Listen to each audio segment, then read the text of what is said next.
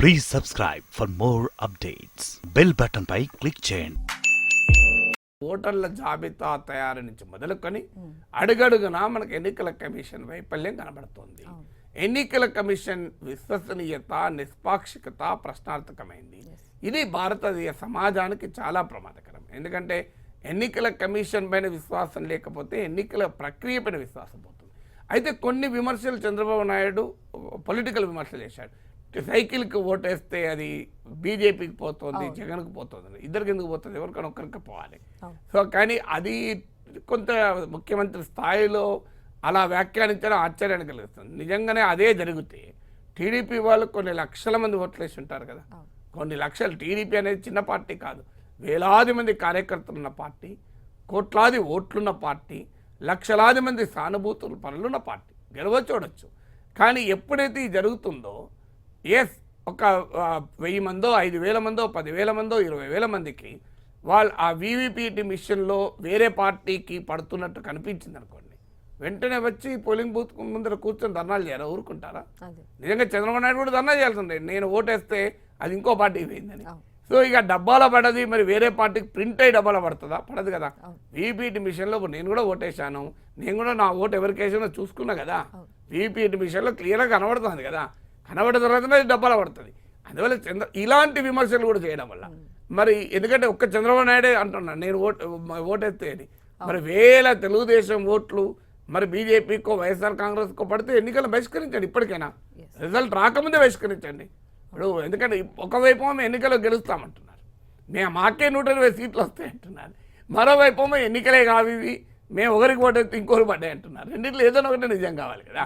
అలాంటప్పుడు ఒకవేళ చంద్రబాబు నాయుడుకు అనుభవం అది ఉంటే, వేలాది మంది టీడీపీ కార్యకర్తలకు అనుభవం అది ఉంటే బాయ్కాట్ ఎలక్షన్స్ డిక్లేర్ చేయండి. ఇప్పుడు మేము ఈ ఎన్నికలను ఒప్పుకోము, మేము రిజల్ట్స్ కూడా పోము, కౌంటింగ్ కూడా మా ఏజెంట్లో పంపము, అసలు ఇవి ఎన్నికలే కావు, ఎందుకంటే మేము పార్టీకి తోపడేదని డిక్లేర్ చేసి పడేస్తాయి. దేశంలో ఒక పెద్ద చర్చ జరుగుతుంది కదా.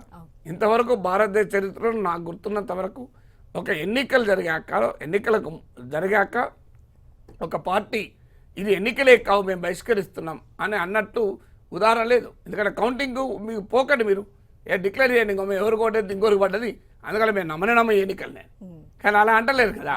అందువల్ల మేమే గెలుస్తామంటున్నారు, మళ్ళీ మేము ఓటేది ఇంకో పార్టీకి పడ్డది అంటున్నారు.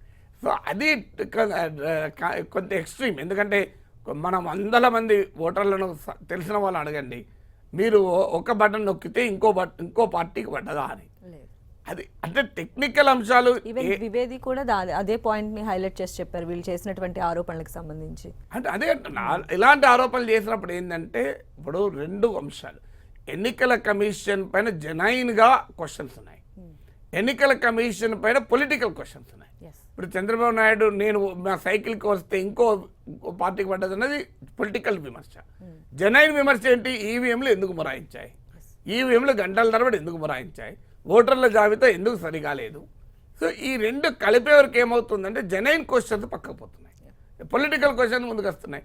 అరే ఏమంటున్నారు, బటన్ నొక్కుదంటే ఇంకో పార్టీకి పడ్డదంటే ఈ దేశంలో ఒక చంద్రబాబు నాయుడు గారు ఓటేయలే కదా, కోట్ల మంది ఓటేశారు, వాళ్ళ జీవిత అనుభవం కదా. సో వాళ్ళ జీవిత అనుభవానికి విరుద్ధమైన ఆరోపణ వస్తే నమ్మరు.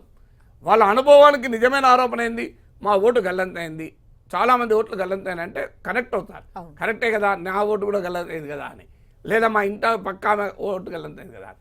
గంటల తరబడి ఈవీలు పనిచేయలేదు, కనెక్ట్ అవుతారు, నిజమే కదా పనిచేయలేదు కదా అని. సో కానీ నేను ఒకరి బటన్ నొక్కితే ఇంకో ఓటు పడుతుంది అన్నాక జనం అంత ఈజీ కాదు కదా. ఎలక్షన్ అదే జరిగితే పోలింగ్ స్టేషన్లను తగలబెడతారు ప్రజలు, అంత ఈజీ కాదు. నిజంగానే వేల సంఖ్యలో 100ల సంఖ్యలో అనుభవం వస్తే సాధ్యం కాదు. అందువల్ల జెన్యూన్ క్వశ్చన్ రైజ్ చేయండి. ఈవీఎంల పైన కూడా జెన్యూన్ క్వశ్చన్స్. ఏ టెక్నాలజీ అయినా ట్యాంపరింగ్కు అతీతం కాదు. మరి దీన్ని ఎలా ఆపడము, ఎన్నికల ఈవీఎంల పారదర్శకత పైన, వీటన్నిటిపైన జెన్యూన్ క్వశ్చన్స్. ఈవీఎంలు ఎందుకు 20 ఏళ్ళ తర్వాత కూడా మొరాయించాలి?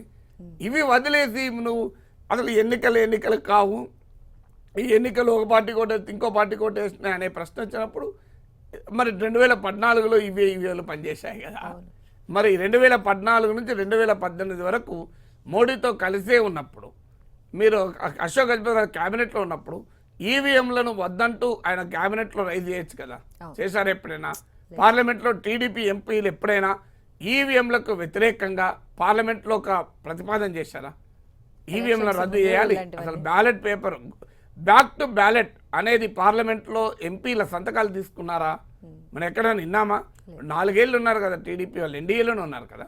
సో మీరు బ్యాక్ టు బ్యాలెట్ అని ఒక ఎంపీల సంతకాలు తీసుకొని రాష్ట్రపతికి ఎన్నికల కమిషన్కి ఇవ్వాల్సి ఉండే కదా.